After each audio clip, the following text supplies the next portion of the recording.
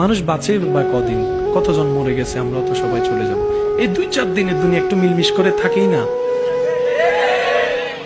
একটু খেয়াল করে দেখবেন, মানুষ 5 জন, খাবার আছে 1 প্লেট, 5 জনে যদি ভাগ করে খায়, দেখতেও সুন্দর লাগে, খাইতেও মজা লাগে, অল্পতে কেমন জানি পেটও ভরে যায়। কথা বলেন ঠিক না? একজনের 1 প্লেট লাগে, কিন্তু আজকে এই 1 প্লেটে 5 জনের পেট ভরে গিয়েছে।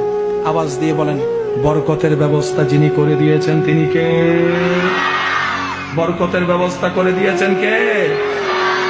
যতদিন বেঁচে থাকবো নবীর আদর্শ নিয়ে বেঁচে থাকার চেষ্টা যেন আমরা করতে পারি।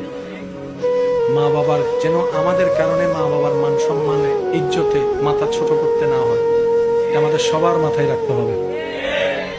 আপনার সাথে আপনার মা বাবার কথা মিলবে না, না মিলে এটাই স্বাভাবিক। ওনার জন্মশাল আর আপনার জন্মশাল এক না, ওনার বড় হওয়ার পরিবেশ আপনার বড় হওয়ার পরিবেশ এক না, ওনার শিক্ষার পরিবেশ আপনার শিক্ষার পরিবেশ এক না। এগুলো একটু মাথায় নিয়ে চলতে হবে।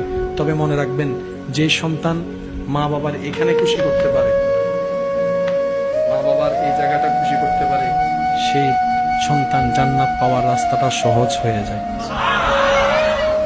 আল্লাহ তাআলা আমাদের সবাইকে মা বাবার খেদমত করার তৌফিক দান করুন।